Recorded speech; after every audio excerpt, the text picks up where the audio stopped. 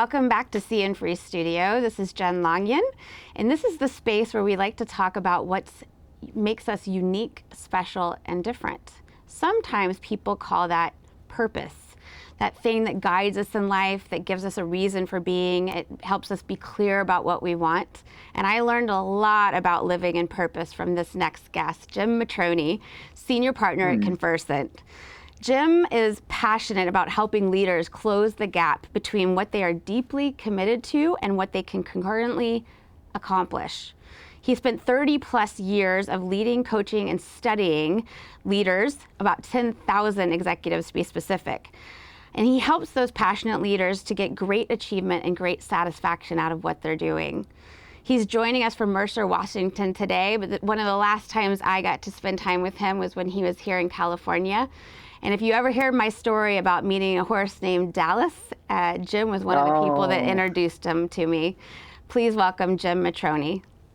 Oh, thank you, Jen. That's great. Oh, Dallas, yes. Yes, good old Dallas from good old Dallas. up in Steamboat Springs. Well, I Jim, love it. Yeah. Tell everyone, so you're in Washington now. Tell everyone a little bit about what you're doing and tell them about Conversant. Sure. So Conversant as a practice really focuses on what's the connection between human beings that helps turn things out. What we find more and more is what causes disruption, what causes us to accomplish less of what we're committed to, has more to do with the connections between us as human beings than it has to do with strategy or external conditions or circumstances. And this thing about how do we be human and how do we be human together to accomplish what we want to accomplish, what we're deeply committed to, in a world that's trying to pull us apart and constantly changing, is an ever-present issue. And it is just wonderful to be engaged in the idea of being human together. So that's what Conversant focuses on, and that's what my practice focuses on as well, is the human connections that make things work. Yes, yes, and I know that about you. You've been a connection for me for many years. I want to say we met back in 2007, and I learned all about Conversant and the methodology, and then we've gotten to work together over the years several times. And you've been a great coach and mentor for me. So thank you, Jim. Thank you. You know that human connection, figuring out kind of what's our purpose, how do we come together around that? You know, can you tell us what you think that is for you and how you discovered it? That's a great question. So I don't know that you know this about me, Jen, but I started out as a banker. So I have a MBA in marketing and finance, and I started in the banking industry back in the days when you could say you were a banker and people didn't spit on your shoes. You know, it was just back in those days. And part of what I started to realize is what I loved about being in the business world or being in an organization was how people come together, the people side of it. The financial side of it felt more like a game in a way, an important game, but still a game. And what I noticed is that as I started to move up and up in the organization, as people do, the phrase that I heard that I love is I was climbing the ladder of success only to find it leaning against the wrong wall. So I shifted and went into the consulting space, the space of working with teams on not so much identifying strategy, but the execution of it all. And just really enjoyed that space of how do you get people to work together in conditions that don't necessarily support it.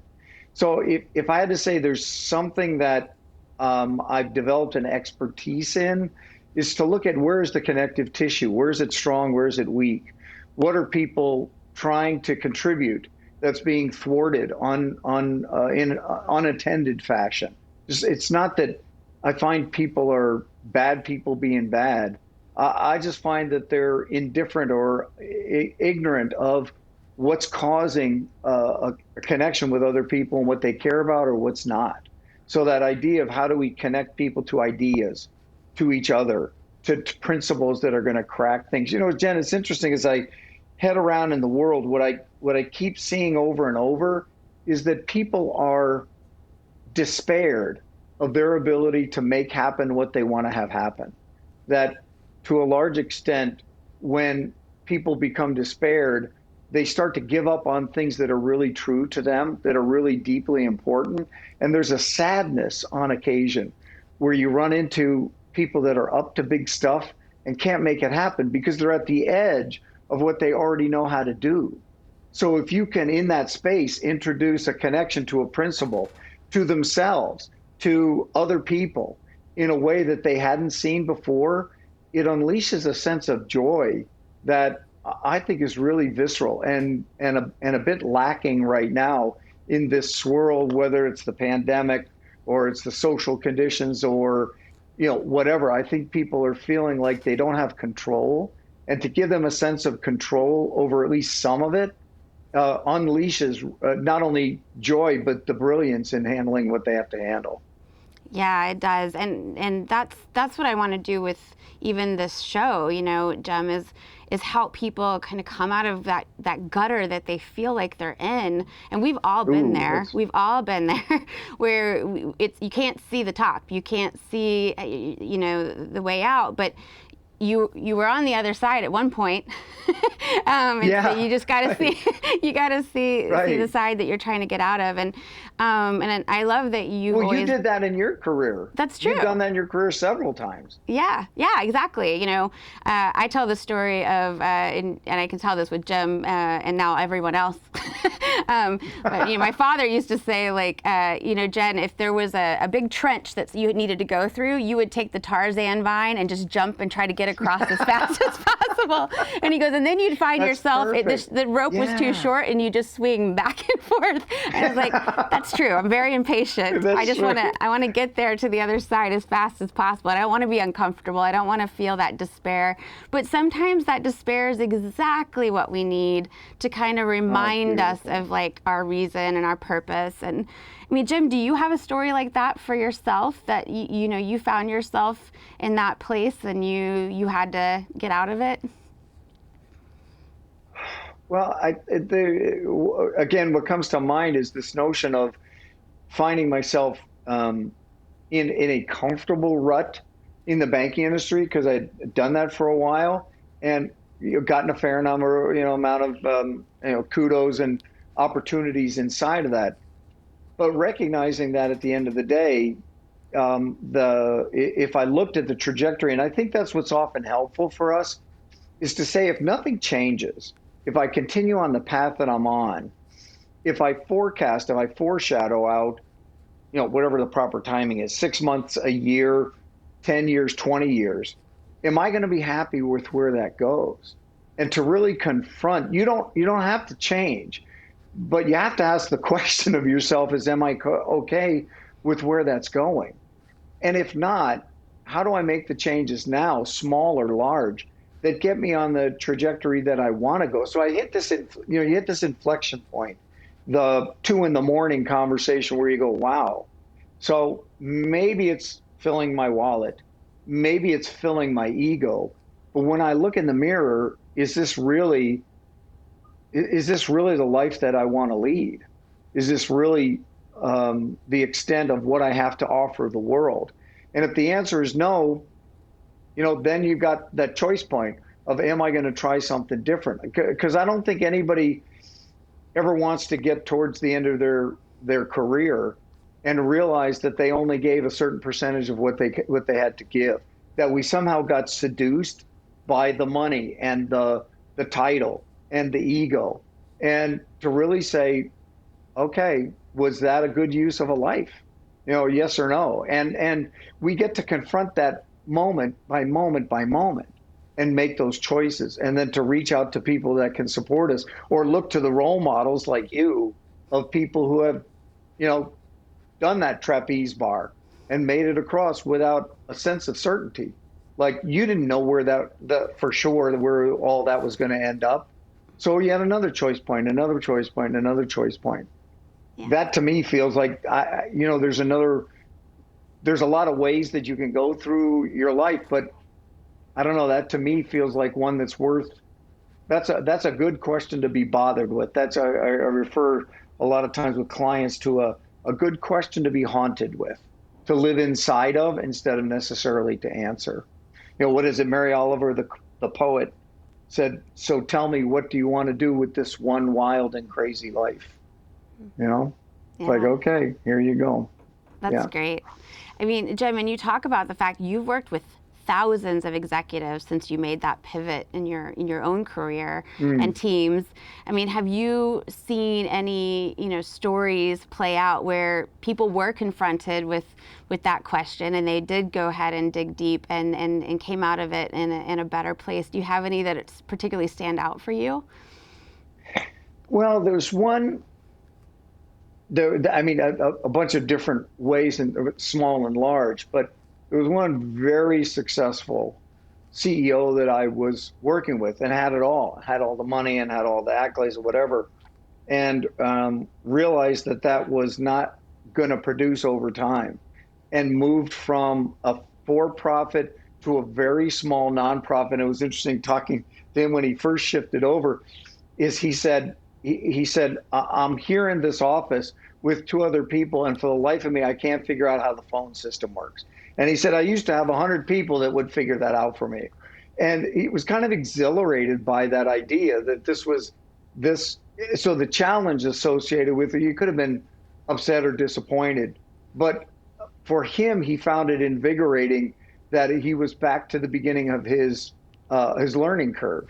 So there is something about shifting from where we have a lot of competence to what's the beginning of our learning curve, and are we excited by that? And is that really going to intrigue us? That sense of there is something new for me to learn here. If you don't enjoy the learning, that shift is going to be really hard for you because you're going to constantly want to lean back on what I already know, what I already do, what I already have.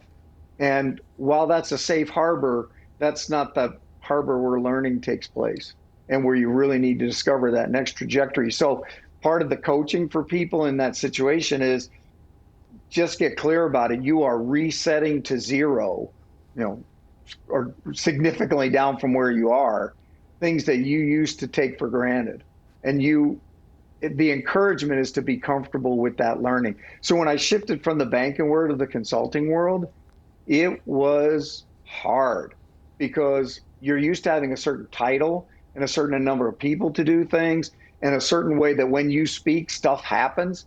Well, that got reset to zero in a hurry. And it was humbling, humbling. And it remains humbling to this day. I was just on a 3-hour workshop with a group this morning, and I got some feedback this morning that was, you just go, yep, you're right, absolutely right. That's great feedback. So that learning and that humility is always available. And if you're not up for that game, you may better stay where you are.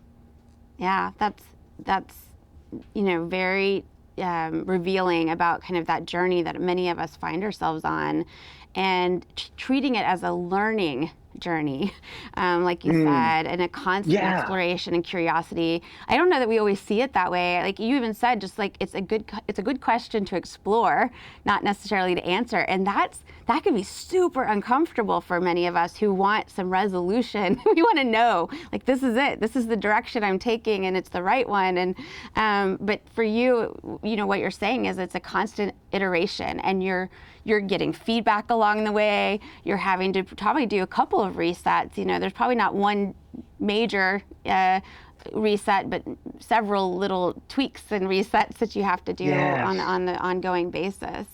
That's Yeah, I think that's really, sorry, Jen, please. no, go ahead. No, go Yeah.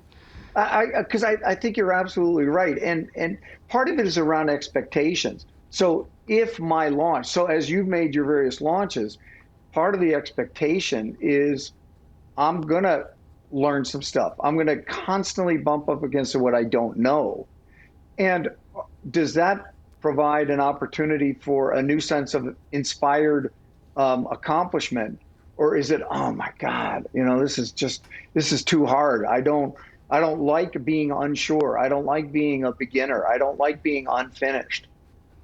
There's a reset of expectations for people about if I'm going to embark on this, it's going to come with disappointment. Disappointment is your partner. Falling short is your partner. Resetting expectations is your partner. And it's like, okay, that that's where it's a strong encouragement to partner up with someone who can help you in those moments where you're going, oh my God, really? Do I have to go through this knothole? Do I have to take this hard of a journey? And they can partner with you not only to help you reset expectations from a realistic point of view, but also from an emotional point of view, because that can feel really lonely. That moment where you go, "Oh my God, really? Am I that much of a, am I that inadequate in this particular area I want to be adequate in?" Yeah. That, welcome to the planet. It's the cards you're Welcome. dealt. Yeah, it's Exactly. That's a good way to put it. Right. we're all finding ourselves in those moments, especially like you said this past year for sure. A lot of uncertainty around us, and having to just kind of take it in, deal with it, and find your source of resilience through all of it. So, yeah, I mean, it's a great reminder. Jim, one of the things I like to do, and I know you said you've been watching the show, is ask a random question. And the only thing that's really random is that you get to choose a number and I get to give you the question. So the questions are between 1 and 25. What's your favorite number between 1 and 25? 12. 12, all right. 12. Let's see. What is something that you collect and why? Wow, that's interesting. Can I tell a little story before that starts? Yes, please. I love stories. I was facilitating a nonprofit auction, and I just happened to be, so I'm on the dais with other people that are part of the board of directors of this particular large nonprofit, and I was sitting next to a guy who I didn't know particularly well at all, and he leans over to me at one point. He said, "What do you collect?" And I said, I got to think for a second. So to give myself time to think, I said to him, "Well, you must have something. What do you collect?" It turns out he's got one of the largest private auto collections in the world. It's got like 700 perfectly restored automobiles in all these garages all over the world. So my answer compared to that was ridiculous. But for what it's worth, the thing that I find really interesting is I've got compared to a lot of people, a smallish and relatively inexpensive watch collection. Collect watches. Yeah. And what I love about them is they're little pieces of art on your wrist. So this just happens to be a relatively inexpensive Shinola. And I just love the fact that it's not only tremendously functional, because I think time is a visual thing. So I don't do well with digital time. It doesn't, I get a sense of how much time there is left in something, how much time has existed by looking at my watch, but it's also a little piece of art. So they chose the hands, they chose the numbers, the way that the dial, the color of the dial, the color of the band. It's just a little opportunity to wear a little piece of art every day. And as a guy, I don't have the same palette of choices that other either men or women take advantage of. I mean, it's me. But to have a little piece of art and just to be able to look down on it every once in a while and just enjoy it. And some of them are really quite strange ways of exhibiting time. And I just like that. So that's it. That's Thank you. I loved how you told that story. And I've learned a lot about you already. So watches, banking, there's so much we have not covered. That's right. In all the years we've known each other, we have not covered these very important topics. No. I want to also, as part of this show, and you talked about creating human connection and helping kind of restore people's hope in the world and kind of getting through what they're getting through and connecting to what matters to them. One of the things that matters to you is the Egbe Revitalization Project, and I don't know too much about it. Would you please share a little bit about it so that our viewers can help support it? Sure. So this is actually run by a client and dear friend of mine, Don Campion, out of Fort Lauderdale, Florida. And he was raised as a missionary's kid in the bush in Nigeria. And his father was the missionary, and they ran a small hospital there. And his father's his parents are elderly now, live in Canada. He lives down in Fort Lauderdale, and he runs a very large aviation company. And one thing that he found that he had a passion for was this hospital that his father started. So he went back to the bush, and the hospital is still there. It was still there, but in a lot of disrepair. I mean, fundamentally inoperative. And he just started to revitalize it bit by bit by bit, from digging the well where the water was going to come from to where it is now, with several hundred nursing students, an eye care center, a surgery center. It's the only hospital for several hundred miles around.